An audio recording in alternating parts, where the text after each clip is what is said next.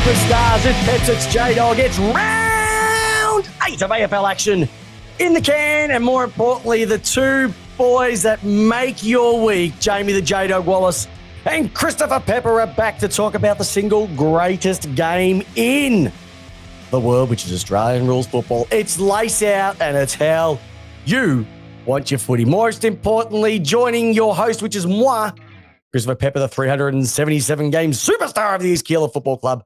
I've got the great man, the Jamie J-Dog Wallis. You know him as the superstar, Jaden Stevenson's dad. Big fella, how about you? And tell me, are you flying Cloud 9 or Cloud Kenny right now? Probably the hottest commodity in the AFL right now, Peps.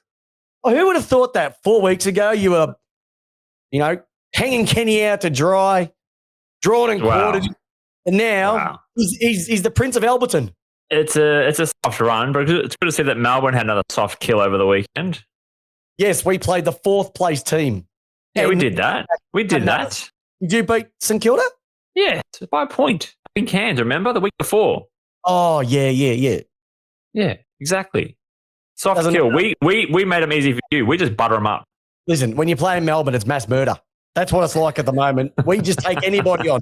I'll tell you what, we have got a how was Mother's Day, Peps? Mother's Day, it was good.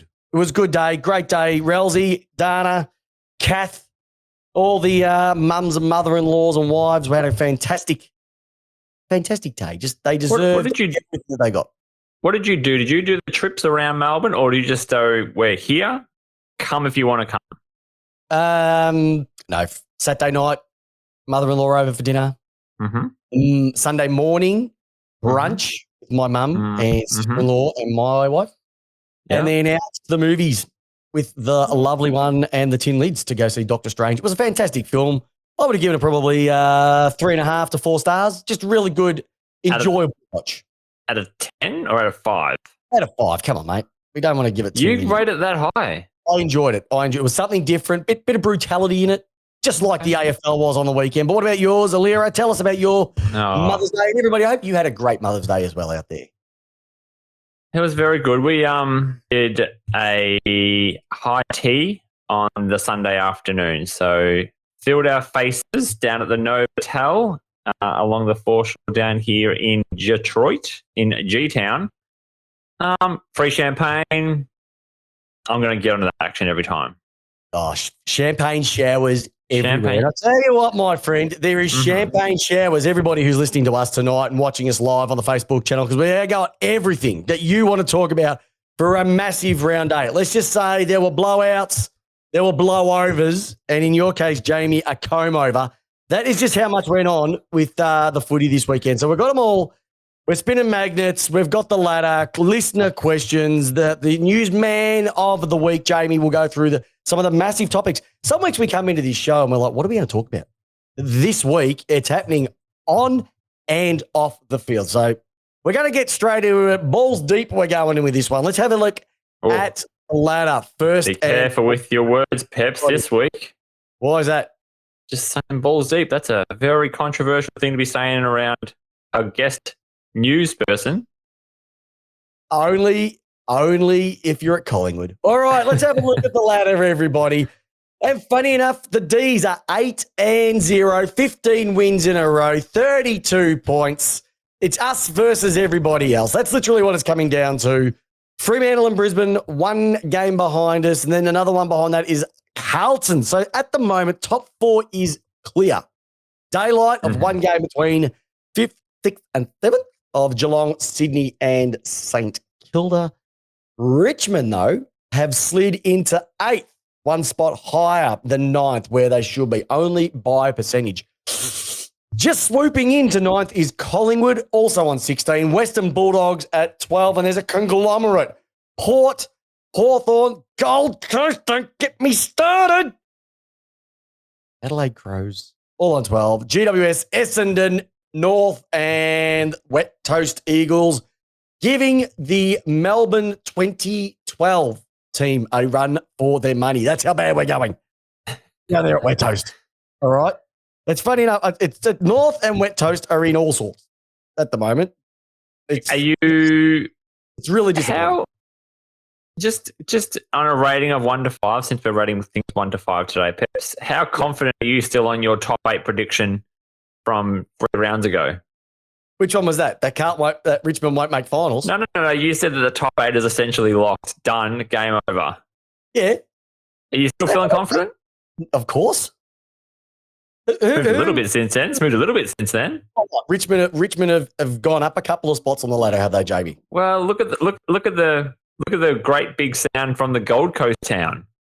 Oh, they could make it, Peps. Hey, I tell you what, Tommy Roker, he's Chubbs Farquharing right now, I tell you. He picked it in his season preview that they were going to make finals. And we've got Port on a tearaway at the moment. Port on a tearaway. Are you kidding me, J-Dog? Well, I'm just saying. Saints are looking... like... St Kilda? Never played for weeks. And now it is. We got the power to win. It's actually a pretty good song. How you feeling, mate? With Port just 3 in a row. It's a nice... When your team wins, Peps, it's a nice feeling. It's not. I'm not going to lie. It's a nice feeling to, especially on a Friday night. You got the whole weekend to enjoy it. You never get sick of winning, especially when you got sick of losing for many, many, many years. Let's be honest. Yeah. So Peps is a nice feeling, but Peps, anything in here that stood out to you? I mean, the games on the week sort of. I was watching it going. There's some upsets going on in here, and like the Essendon Hawthorn game. I tell you what, when we get into the votes and the dragging a little bit later on, some of the games on the weekend would just if you're just a football follower, the Gold Coast game, the Essendon game. Look, we've given Essendon that much shit this year, and by right, they've deserved it. But what they did on the weekend was nothing short of the Miracle on Grass Part 2, or as strong they would say, finish. Hot Shots Part 2, because it was just, and we'll get into that. Gold Coast had no right to go and win that game in Sydney. Yeah. Tommy Roker does call it, though. He does call it the GSC. It is the Gold Coast Stadium. They've won 11 or something there now. They love it down there at Sydney. But then there was just some shockers as well, too, like Hawthorn. What was going on there? Sydney, I don't know what they stand for at the moment. But look, I think the good teams win, and Melbourne do it every week at the moment. And the average teams lose when they shouldn't lose. Yeah. That's the way I look at it. Hey, do you know who's joined us on the chat? Jules Julio. I know this guy. He is a massive Hawthorn fan. And he wouldn't be too happy with what was served up last week. It was putrid. Absolutely putrid. But we'll get into that. But we'll have a chat about the ladder because it's really getting a bit crazy. Also down the bottom, we need to have a chat about North and we need to have a chat about West Coast. So normally we would go into the magnets and maybe we'd also go into the dragging and the votes. But I think we're going to do because I actually want to get around the grounds. I want to get straight to the news because there's probably 3 big, massive stories that have come out of the weekend. And we've got to get into it. And this is something that we all really need to talk about because one of them, I don't know what the end game is. Another one, there is just, they are shocking. And the other one has just come completely out of the blue. And I'm going to hand this one over to you. So he's our newsbreaker. He's our heartbreaker. He's Captain Comb Over. It's Jamie the J-Dog Wallis. Over to you, big fella, with Around the Grounds because you've got the news of the week. Well, I mean, thank you, Peps. Let's just start with probably the most not perplexing, don't understand why it's a news story these days, but David Noble and the whole North Melbourne scenario. Apparently yelling at your players, apparently yelling at your players, Peps, you can't do anymore. And it's really bad if you do, and then if you do it, you upset players.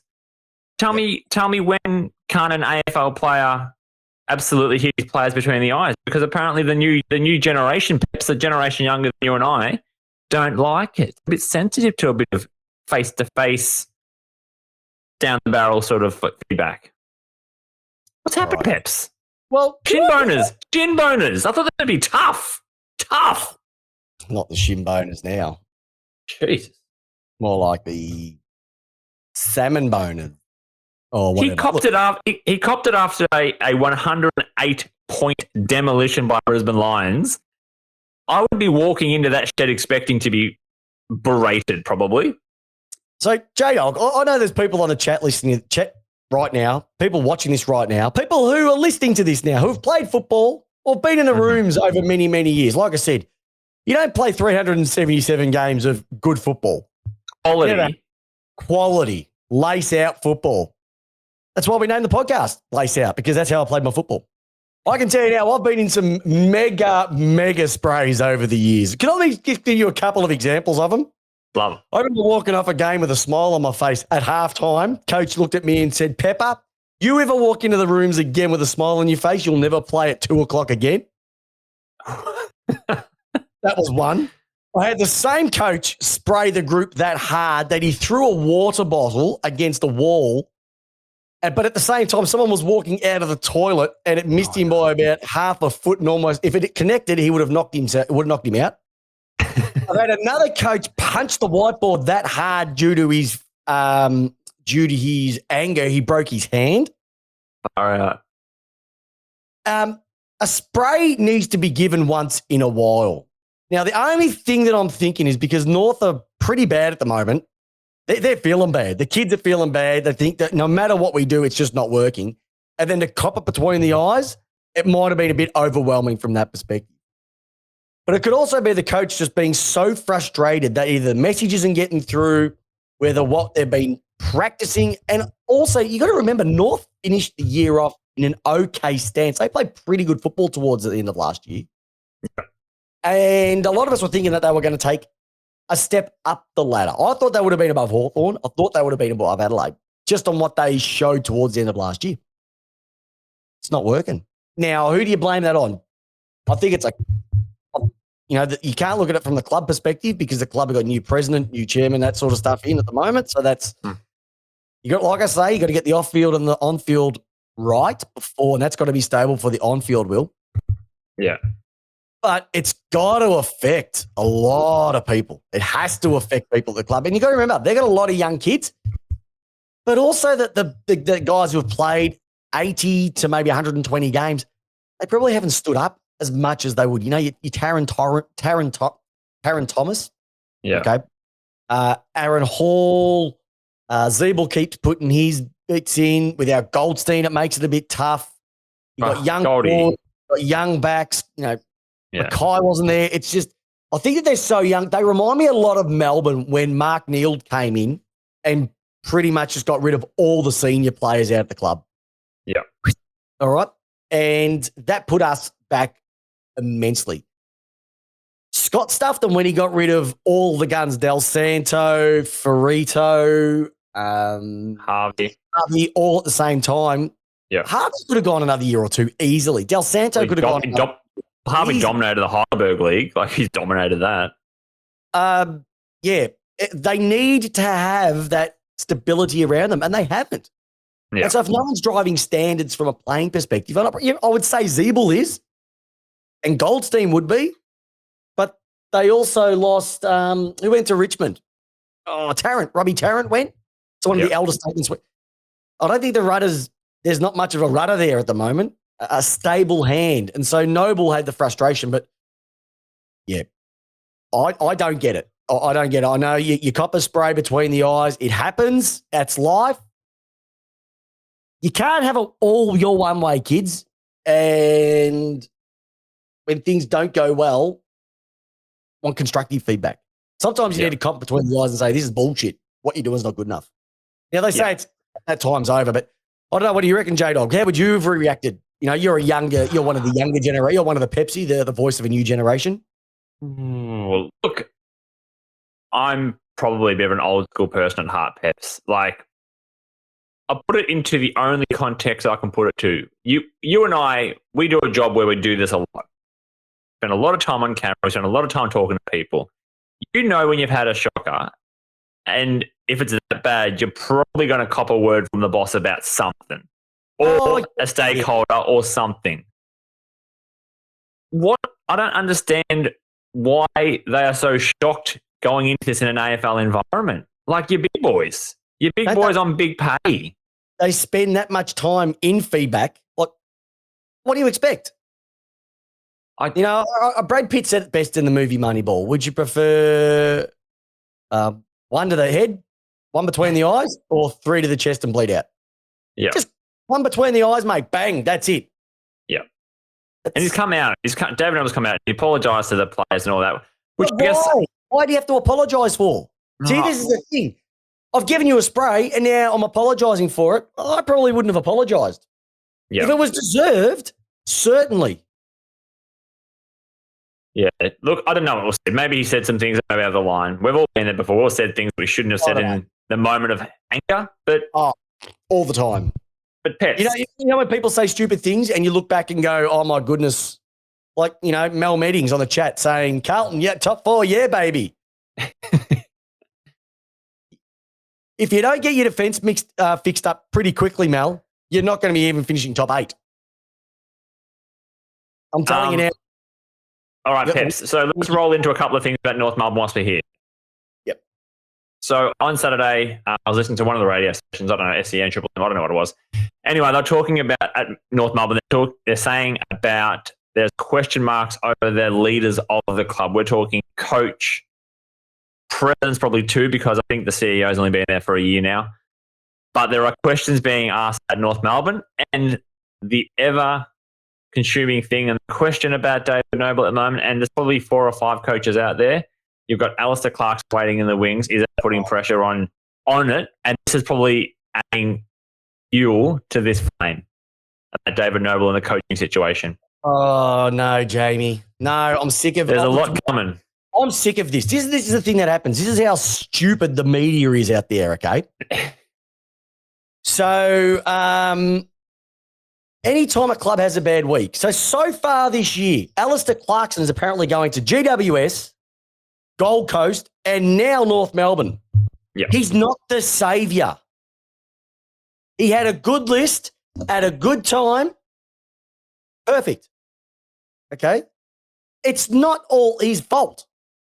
They played good football at the end of last year. Mm-hmm. What's turned around? And we're getting things on the chat right now saying, Andy Bridge is asking us, is David Noble really a decent coach though? He's more of a football manager, not a coach. Well, I'll tell you now, a lot of clubs now, if you speak, the coach is more of a football manager. A lot of the assistants do the day in, day out work with the groups. Yeah. The coach has the overall arching message. He's more of a player relationship manager. Match day, the guys in the box are doing most of it, giving him the feedback. He's asking questions. That's all he's doing, asking questions. He's asking questions. So I think it's like this, Jamie. When kids come to AFL, if you can get drafted, you can play footy. Don't care what anyone says. What happens is that the process or the system screws the good ones up. I think it's you don't get elected or get the position of an AFL coach if you're a dud. Yeah. You can't. With the checks that they go through, the auditions and the interview process, psychological testing, everything, you can't mess it up. So there's other factors involved, unless you're Mark Neal. True. And also North Melbourne at the time had gone through Brad Scott and then Reece Shaw retired with mental health stuff. So the eyes were on North Melbourne to make the appointment right. So they would have had everyone and anyone who has been through a coaching hiring process sitting on those panels and listening to presentations. And Paul Roos was there last year, remember, as a support mechanism. Mm-hmm. Not there this year. Is there something in that? I don't know. Is he a good salesman? Geez, Andy's probably. No, they probably are. All coaches are. No, but they are good salesmen to the staff. But you can smell the bullshit a mile away. Like, you can't get sold a dud. There's too many factors when you go through the interview process to get caught up on. You've got to go through processes. You've got to go through tactics. You've got to go through list management. You've got to go through game plan styles, everything. You can't clean the board out. They just got cleaned out, Jules. There's a new chairwoman or chairperson in charge of the club. They've only been doing it for a couple of weeks. So they've started at the top. They've got to get that stability right. I actually think this is more overkill. I think there's two bigger issues going on than this. This will blow over in a couple of weeks. The next game that they win, they'll be all smiles and back to, cherries and roses. Yeah. Yeah. Well, Peps, let's roll this into the other situation they've got going on, which they've just having to face now. Their number one pick from last year, Jason Horne-Francis, has put off extending his contract and walked away from the negotiation table. This week it's been revealed. Are you telling me we're starting this a little bit early, J-Dog? Here comes the money. Ring, ring, bling, bling, chicka, wing, woo. Ding, ding. All right, give us some contract news with the horny man himself. Oh, look, that was just the one there. Apparently he's very close to signing an extension at the start of the season. And I think the way that the whole thing has gone down in the last, what are we now? Week 7, week 8? He's like, maybe I won't extend my 2 years. That's where it's wrong. What's wrong about it? Why don't you like that? I don't think that's right. So North put all their chips into this young kid for 2 years. That's all they get him for. He can decide to leave. Yep. That's not right. Clubs should be able to have I reckon if you're in the first round of the draft, you have to sign for a minimum of 3 years. Okay. That's the way it should be. Top 10? That first round. Just first round. Just first round. So, okay, it's up to 20, pick 18, whatever. Okay, yep. Yeah. Or just first round. If you pick up a first rounder, that's it. 3 years. 3 years. It should be. Because it stops this sort of stuff. And then you get nuffies like Buzz. Good to see him on the chat again, Buzz. Been a while. St Kilda must have. Oh, no, they didn't. Saying that he's going to St Kilda. Buzz, you've got no salary cap space. Your club's actually got no money. You wouldn't be able to afford him. And why would he go there to play with an aging list? So I reckon, Peps, this is a bit of a thing for the a bit of tactic. I reckon they're waiting on what the new TV rights deal will be, and I reckon they're just trying to angle some more money that way. Nah, they'll just go by a percentage. Whatever it goes up by, you'll probably win their best and fairest this year. That's the way. That's how bad either North are going or how well he's going. All right. If you were a North Melbourne supporter, would you be worried hearing this contract news? Yeah.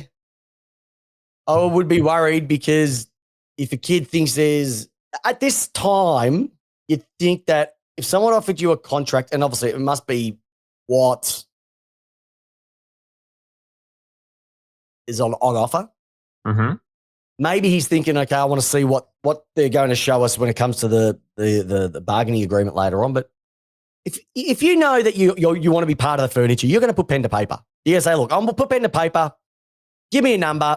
We'll go from there. It's rare that a young kid doesn't sign a small extension within their first year. That's very rare. What we know from the last sort of 10 years. Yeah, but it comes down to the environment that you're in. If he's not happy at the environment, that might be what it is. I don't know. But I wouldn't be alarm bells, but you'd want to hear the reason why.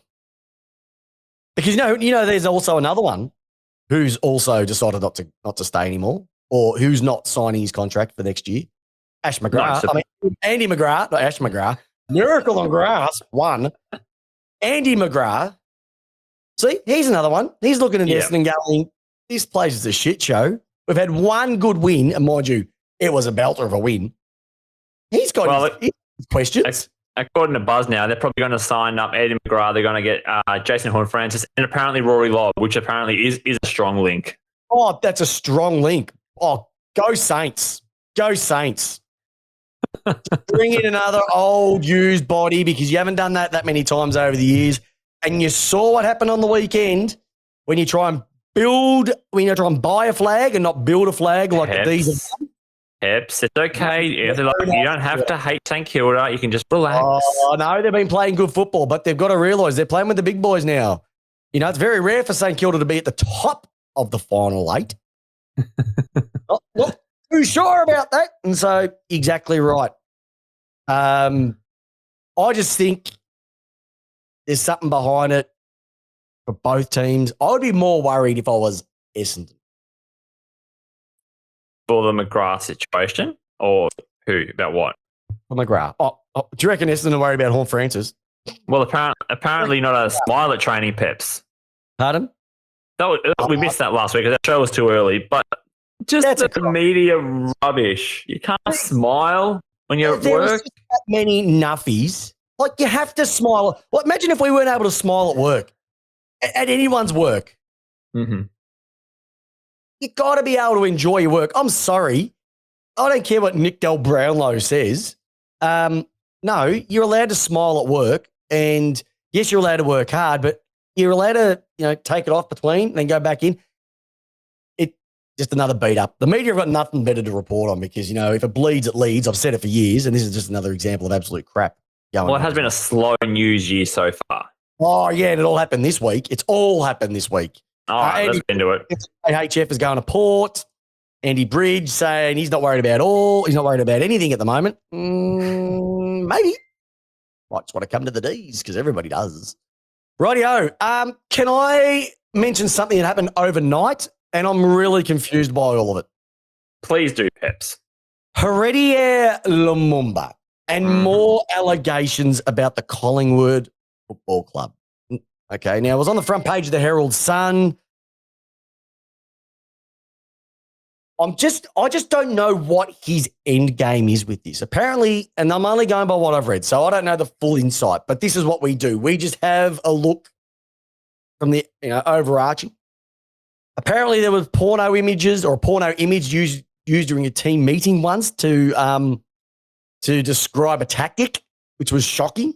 Apparently, inappropriate language by the now Demons CEO Gary Pert, and other bits and pieces as well. You didn't want to be part of the good for the game, good for football, whatever it was, whatever. Yes, the report. I just don't know what he wants.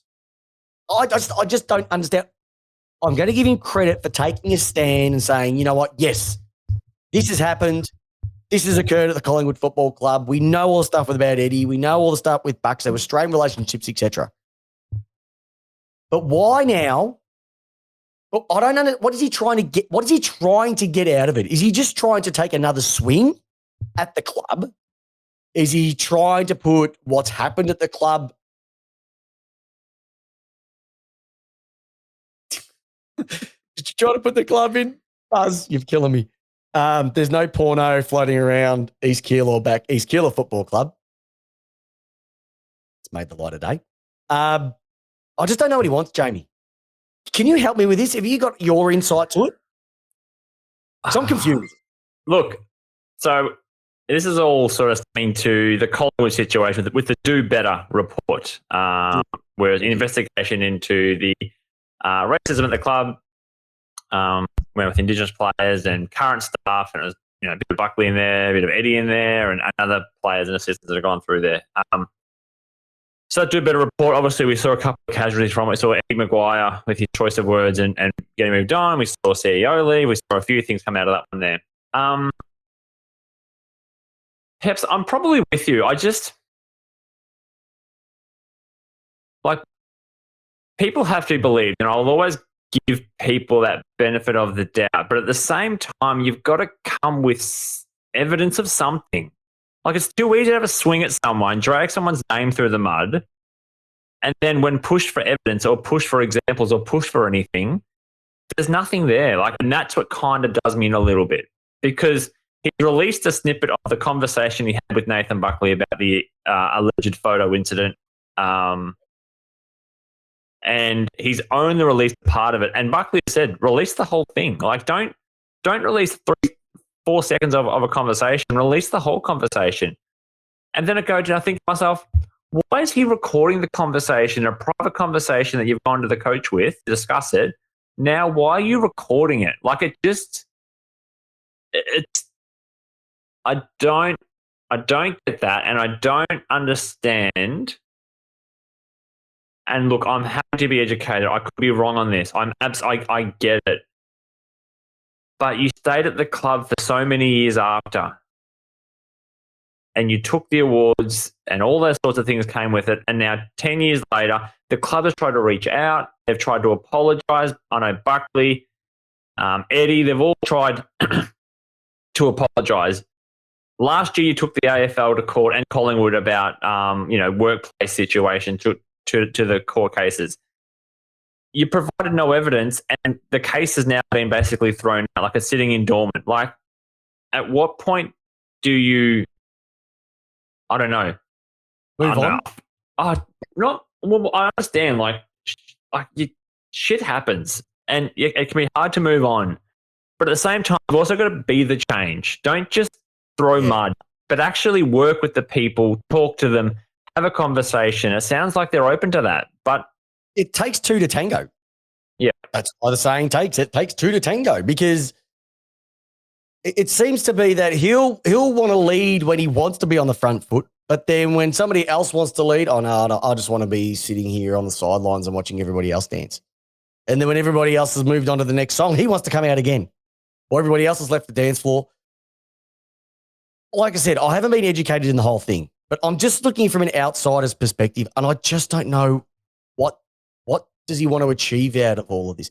Do you remember, I was thinking about it when you mentioned about the snippet. It was like Iron Man 2 when Tony Stark is getting interviewed by the Senate committee, and Rhodey comes down for the first time, and he had to read something out of his report. And he goes, no, page 680, exactly. And he goes, but just those two lines? He goes, no, but he's reading it out of context. He goes, no, just those two lines. And he reads it, and it makes it put Tony Stark into a bad light, Iron Man into a bad light. But when you look at the whole thing, it's actually showing that, you know what, if we use it properly, he could be a danger, but we should actually work with him. But they've taken this part and not shown the whole thing. Another perfect example of things taken out of context. How much stuff gets taken out of context? Yeah. It's a hard one, man. It is a hard one. I respect the guy for trying for making a stance on it. It takes balls to do it. And I'm not saying when is enough, but aren't there bigger things in life than this? Yeah. And it has come out of everybody wouldn't be handing back the money or the premiership medals or anything that came out of it. And if football was such a bad place, why did he go to Melbourne? Yeah. Yeah. I mean, he said that Andrew Krakauer and that have also decided to no longer work and engage with Collingwood Football Club out of the Do Better report, because apparently he was going to provide the Collingwood Football Club with a dossier. Once again, I can't remember exactly if that was provided to the Collingwood Football Club, or they said no, or he didn't do it. I think it was the Penske file. So yeah, I don't know where I stand with it. If the part that is interesting, Peps, is no one from the Collingwood Football Club has said that it didn't happen, this photo incident in a team meeting. No doubt. Like I said, I was talking about like strange things that happen at footy clubs. I remember we were talking about sprays before. Yeah. I had one game. We walked in at halftime. The coach said, all the players into the trainer's room now. So we walked into the trainer's room, and we're expecting to cop the biggest spray. We're down by about 10 goals at halftime. We're playing top of the table, playing Keeler. We hate Keeler. Coach pulled out a slab. There you go, boys. Let's just relax. So I'm looking at me mates, looking, what the hell's going on here? And I couldn't drink it. Like, I can't drink BB cans for the sake of it anyway. Well, two of your teammates have decided to knock back 2 cans at halftime. Like, shit happens at football clubs, all right? But times have changed. That's it. Yeah. Hey, there's only one club that we know that set midgets on fire at Mad Mondays. St Kilda. Yeah. Or Fev with the dildos at the Carlton Muck-Up Day. But look, it's just, I think the cynic in probably, I'm going to put a number, I could be wrong, 90% of the football people are going, here he is again, this time of the year, let's have another story from him. And it just, it undervalues probably what he has to say, because people are sort of like, here we go, another Heritier story here. Yep. It does. Shit happens at football clubs. Talk about it. You don't have to like everybody. It's going to happen. All right? Hopefully they can get over it, because I'm sick of hearing about it, but it was good to take a break from the election coverage for a day. What's a woman, Peps? Oh, shit. Deborah Knight, holy moly. I reckon Ford Fairlane, the magnificent movie quote of it feels like I feel like masturbating with a cheese grater. Oh, It's slightly painful, but mostly amusing. if this is coverage. If this is where journalism is at these days, where we're just trying to like, How are we, the two of us, not prime time? The quality of our show with all the stuff that gets thrown out. Oh, I don't know. All right, let's talk about something funny, Peps. Let's S Club 7. Don't stop moving to the East Coast, West Coast beat.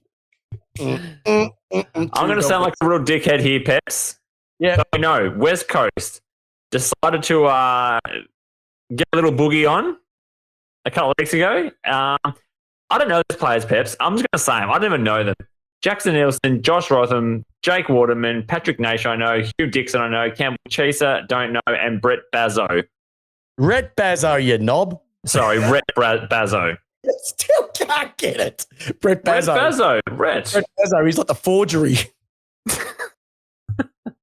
Sorry. He's not as good as the original, but he's close.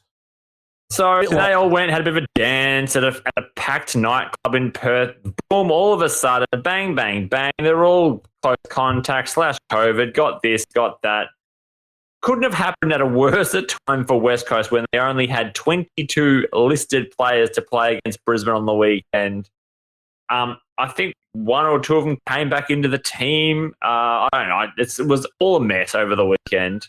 Mate, these players they're trying not to even make the 22. They're trying to just not get a play at all.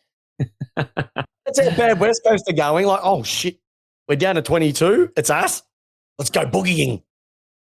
West Coast couldn't even suspend these players with internal club suspensions because they've got no one to pick from. So they've also given them a $5,000 fine, which has been suspended.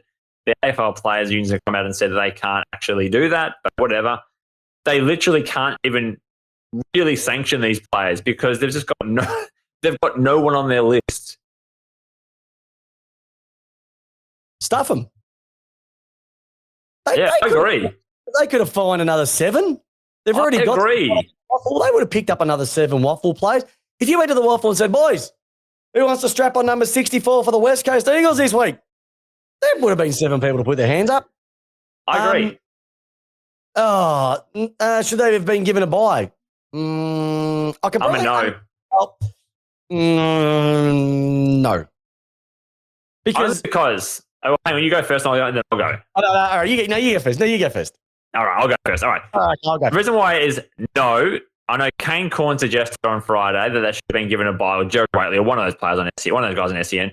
Anyway, and they're saying it's unfair, the competition. It's unfair this because some teams are being restricted by the state-run legislation around the COVID stuff. And I'm like, whoa, hang on. Just back up a little bit. Back the track. Like 2 years ago, every Victorian club had to go, Victorian and New South Wales club had to go live away from their wives, partners and families in Queensland because of the state legislation that we couldn't do crowds. And I could be wrong, Jamie, but didn't we do it again last year? Again. We did because Victoria had a rule around no crowds. Here, no crowds. Robbo? No crowds. So, unfortunately, yes, WA has very strict restrictions. We know that. They know that. The players took it on themselves to go and have a bit of a dance. The club said, don't go. Whatever you do, don't boogie. If you're going to do it, put the tandy on at home and boogie to that. Get the tandy out. But look, players are dumb. And then players are dumb. If you're going to go ahead and do that, you're dumb, right? I'm going to say it, you're dumb, right? You're dumb. Another reason why, but it wasn't our fault. Yes, it was. Be responsible, be accountable. They're 2 words that you may not know much about the young generation. Be accountable and be responsible. But then for the AFL players, what do they call the AFL Players Society? What are they called? What do you call it? AFL Players Association.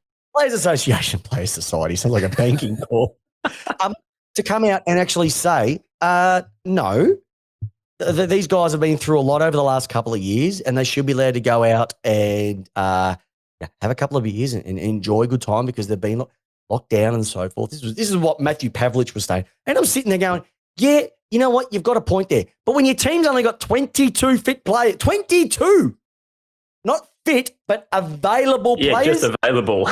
Maybe use a thing that's inside your skull called your brain and think a little bit. Mm-hmm. Once again, excuses. It just shits me when I hear things like this. It's the player's responsibility. And if I was the club, if I was the coach, I'd be like, I do remember though, one day, late 90s, early 2000s, we actually had a Bucks night before the first game of the season. Ooh. We all went. Of course. And we won the next day, I think. Oh. You know, we were responsible. We limited ourselves to 6 lap dances each. All right. But we were responsible. Okay. That's just stupid. COVID wasn't around then. But that was that. Yeah. You can't do that. I'm sorry. You just can't do that, players. Think. Don't do. Think. I agree. I agree. So, yeah, for it. In fact, look, West Coast result over the weekend was almost a win. The fact that they kept that under 3 digits is amazing. That was a percentage booster.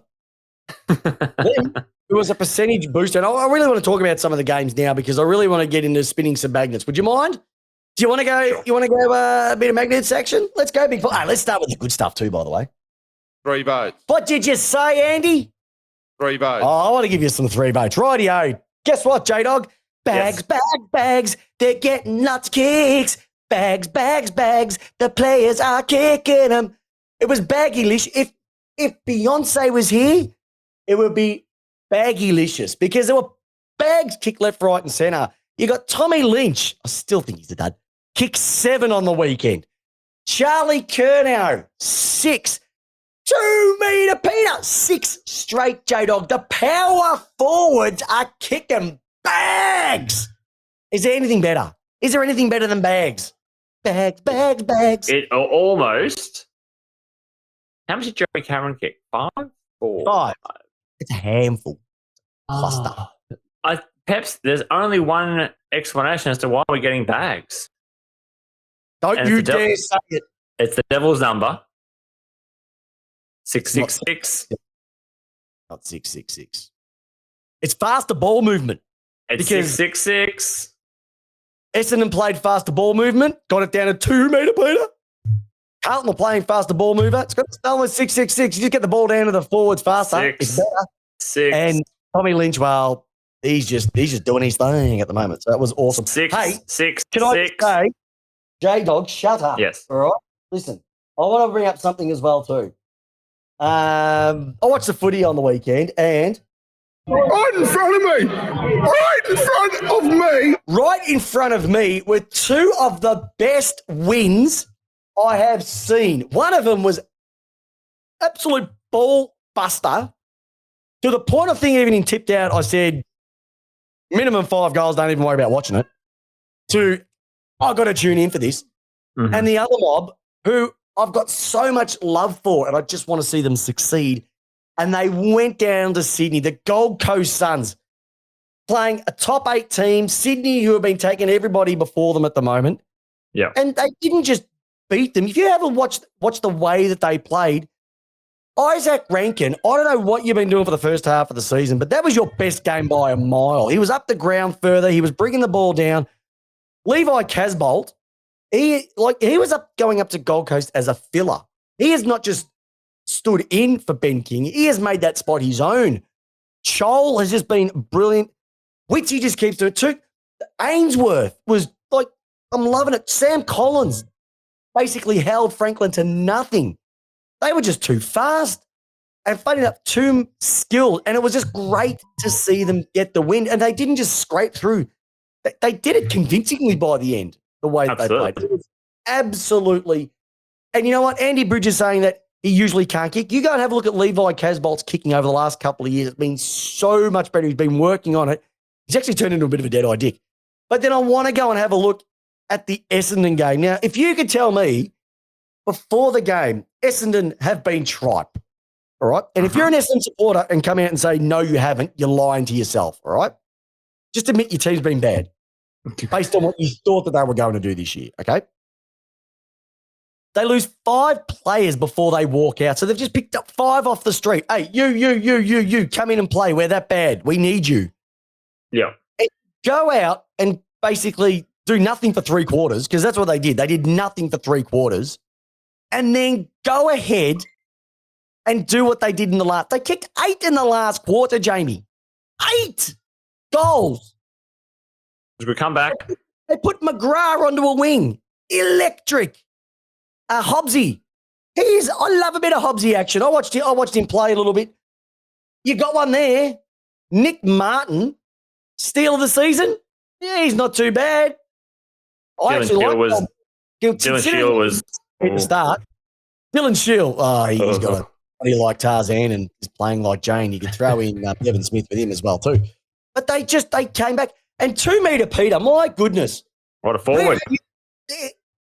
You kick it to a guy who's 2 metres in height. You get it to him quickly. He's going to kick goals. He did it against Melbourne. He did it against Hawthorn.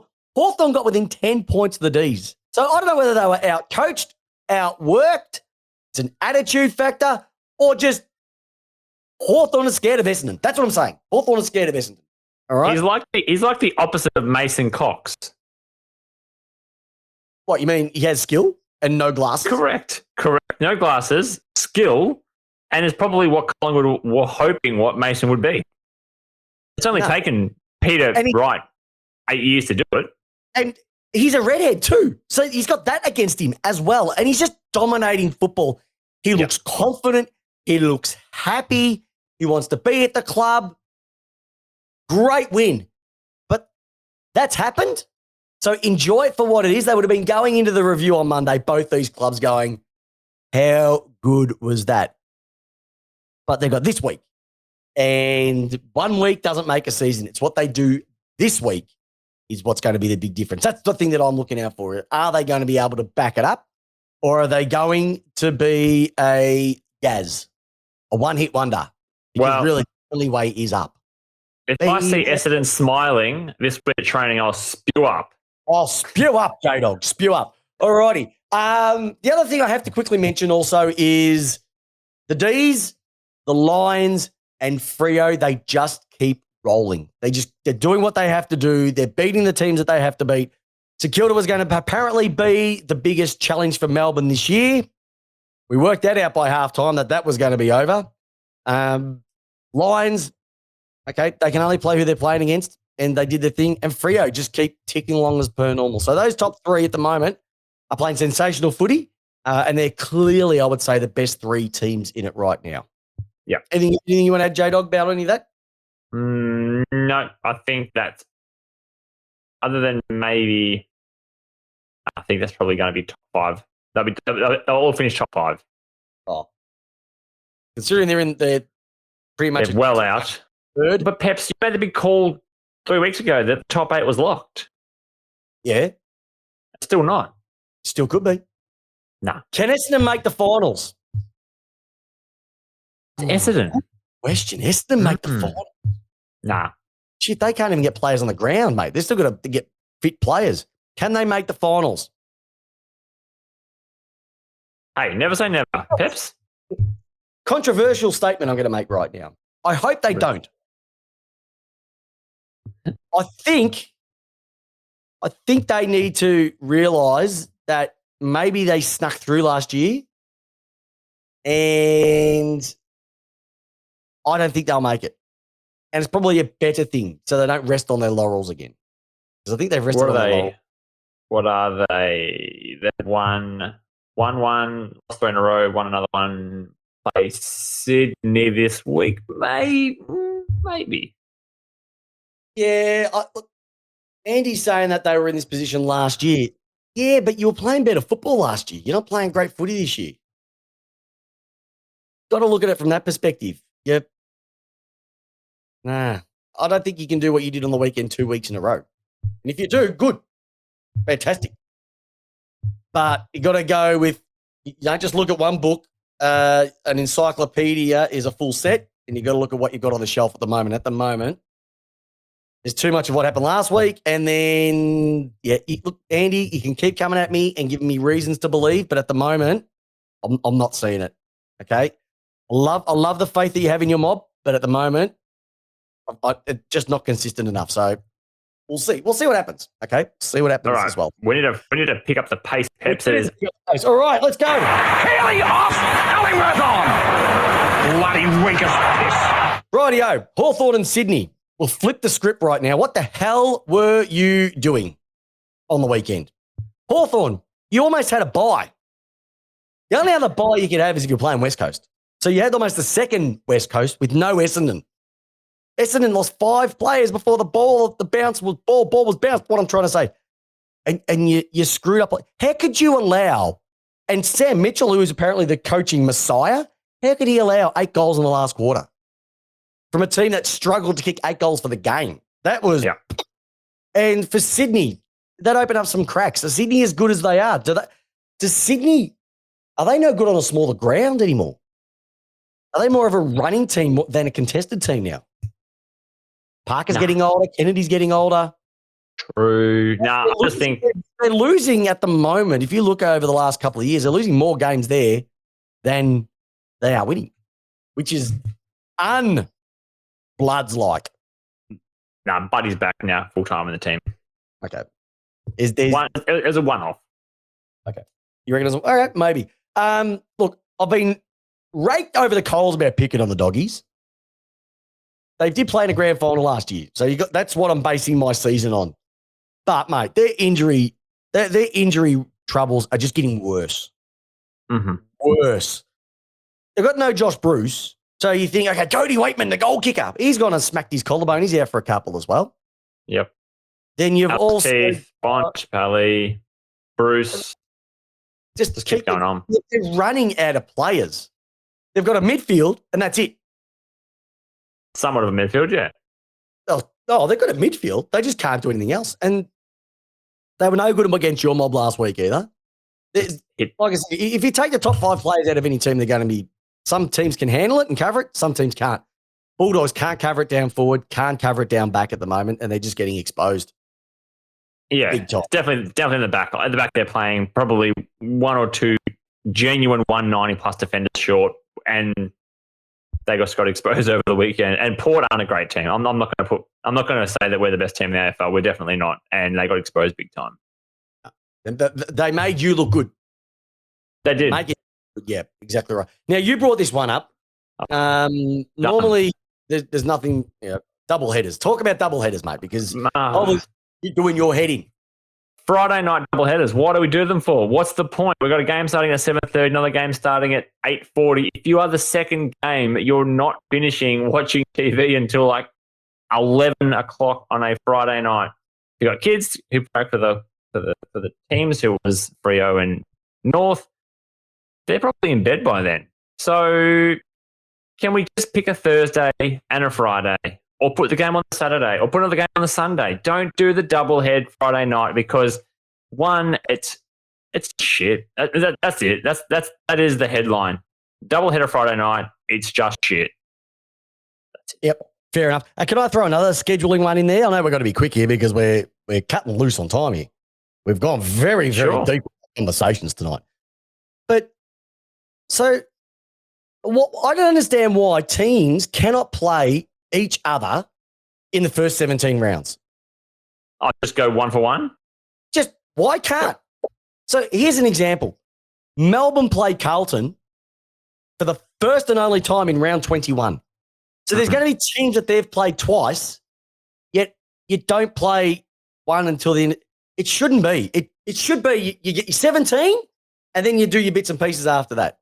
I don't understand why not. Because you're still going to get your 11 games eventually. So why does it, like, you know who the top up teams are going to be, slot them at the back end. You got my suggestion, J-Dog, I've told you about this. You group them up. It's not a bad one. It's not a bad one, is it? It's not bad. Maybe the AFL knew something this year. The Carlton are going to be a top 8 team, Peps. Maybe. Maybe it's AFL versus WWF. Oh, shut up. That just pissed me off when I heard that. It's just so, we played Brisbane twice in 7 weeks, and there'll be clubs getting into double ups already, and we're only eight rounds in. That's just how absurd the fixture is. So I don't understand why you do that. Just put all 17 games. It can't be that hard to do. They're updating the fixture. Just leave it. All righty, big man. Let's talk about the rising star for round 8. Over to you, big man. Who we got? Sure. This week, Heath Chapman has won the AFL Rising Star nomination for round 8. The 20-year-old arrived at Fremantle via pick 14 in the 2020 NAB draft after impressing for West Perth after he capped the Colt side, winning their best and fairest. He's a 193-centimetre defender, and his ability to lock down on the opposition's key forward whilst also displaying his intercepting prowess, sort of like a better version of Lear Lear. The youngster exhibited his elite aerobic capacity as he ran the fastest 2K time trial at the 2020 WA Draft Combine testing. And you know what they call him as well? What? He's a sweet like a sugar-coated candy man. He comes out of fullback and he dances, he sees his opposition, he sells a bit of... He's a sweet like a sugar-coated candy man. He's the candy man. Exactly Yes. right. Essendon supporters, we're all in agreement Nick Martin will win the Rising Star. Well, maybe. I think there's another bloke who's playing at Geelong who's going pretty good as well, DeConig. Yeah. About 60s at the moment on the Sports Bet. Gamble responsibly. Be interesting. Going to be interesting. But yeah, good on you, young fella. You're now in the running to see who's going to take out the Rising Star. We'll keep tuned with that one as well too. Right, yeah. Couple of things. Don't worry about splashing cash because we've already done that. No, not much news to come out of that. What about question of the week from last week, J-Dog? Have you got any feedback on that? I didn't do it last week. Maybe Peps, I just couldn't think of one. So this week I have got one though. Yep. And I actually loved it, Pep, because you've sort of given this a bit of a razz up here, and I'm sort of loving this because you said last week that you don't rate Tom Lynch. I still don't rate Tom Lynch. You don't rate Tom Lynch at all. You told me we'd rather have... I don't rate Tom Lynch. Well, the question this week to my listeners, because he is leading the Coleman by 3 at the moment, the question is, Peps, for my listeners out there, would you have Tom Lynch in your team? Peps is a hard no, but would you have Tom Lynch in your team right now? The 7-goal kicking, 5-goal kicking last week, 6-goal kicking the week before. Would you have Tom Lynch in your team? Peps is a no, but I want to hear your thoughts. I am J-Dog on this. There's no cash here. Here, there's no cash. All right? Cash, no. Robbo? No Tom Lynch. No Tom Lynch. That's the question this week. That's my question this week. Yep. See, the clubs that need a forward, Essendon, will take him in a heartbeat. Clubs that have him, I don't want him. So it'll be an interesting one. Listener question, do you want Tom Lynch in your team? Jump on the Facebook page and give us your vote. That'll be an interesting one. All righty. 1 week at a time, J-Dog. Game you're looking forward to this week before we wrap things up and finish the final siren? This week, I think I'm dead keen. I like the Essendon Sydney game. That actually is going to be interesting. Sydney being just clinging to the top 8 at the moment. Essendon, I want to see if they can back that up. That's pretty good. Exactly. This is what I mentioned, mate. Beep, beep, beep. Can they back it up? Man with a trailer. Can they back it up? Cats and Saints, once again, Saints have got a really tough 5 weeks that we're coming up to, and at the moment they've failed their test. They failed against Port. They failed against you guys. Geelong. It doesn't get any easier. This is going to be a good... They go all right at Marvel. It's a nice fast deck for them. So I hope so. That'd be interesting if St Kilda win that one. But Peps, really, your game is going to be the worst game of the round. I'm so sorry. It just is. I don't know. I'm looking forward to it. I'm looking forward to Melbourne versus West Coast, 5:20 p.m. Kids need an early night. That's going to put them to sleep early. So for me, I'm going Hawks and Richmond, St Kilda and Cat. If there is an upset alert, and I can't believe I'm going to say this, if there is an upset alert, it's going to happen at Sunday 1:40 p.m. Gold Coast Suns versus Fremantle at Metricom. That's a long flight for the Fremantle boys. And Gold Coast will be flying after what they did last week. That would be if they say that teams are due. Hey, Andy, put $20. Just give me the $20. Just give me the $20. Donate that $20 to charity. Don't give it to the bookies. I know you want to put $20 on West Coast. Silly talk. No, I'm looking forward to that one. Collingwood Western Bulldogs will be interesting. Friday night. I reckon that'll be an interesting one. It's at Marvel too. What can they bring after the loss? What can Western Bulldogs bring to the table this week? Maybe some Lamingtons? Or some, maybe some iced Bobos. They need to bring something. They do. I think it's going to be tough for them. They just need to bring speed. Billy Idol said it. Speed is what they need. White lightning. All right. Rightio. Wait, hey, J-Dog, is that it? Is that? I think the whistle's gone. That's the end of the show. What a cracker. It is. So, couple of things. Remember, last week we did give away our football jersey. We did give it to the winner. Like I said, if you didn't get to hear your name, I'm going to read it out again. It's Kai Aramanansanko. Yes, it's an easy one. You won yourself a brand new AFL football jumper, courtesy of Lace Out, because that's how you want your footy. More importantly, we'll be back this week with Tipped Out. I'll be probably going solo. J-Dog sends his tips through. He was pretty average last week, and so was I. So I'm hoping to get a better result this week. More importantly, get on the Facebook page, give us a review, give us a like. You write it, we'll read it. It's as simple as that. And you know what? I've been telling you to do this for weeks, and you haven't. So I'm laying down the challenge. I want you to listen to the podcast, but then I want you to share this podcast with one friend, just one. Share this podcast with one person. And then on the Facebook page, tell us who you shared it with. Who did you share it with? Because I want to hear it. I want to hear more people getting their football from us. The J-Dog, the Pet Meister, Lace Out style. So that's it. Cracking week, J-Dog. Hopefully your team wins, everybody. But more importantly, the question that we love to ask every single week is simply this: Jamie the J-Dog Wallis, superstar, ranked number 9 for triathlon for his age group many moons ago. Big fella, how do you? I'm going to lace out, Peps. And so do I. Have a great week, listeners. Thank you for tuning in. Thank you for joining us on the chat. Hopefully your team wins. And if they don't, I don't know. Watch Melbourne. See you, listeners. Thanks for listening to the latest episode of Lace Out. Head over to iTunes and Spotify to subscribe, rate, and leave us a review.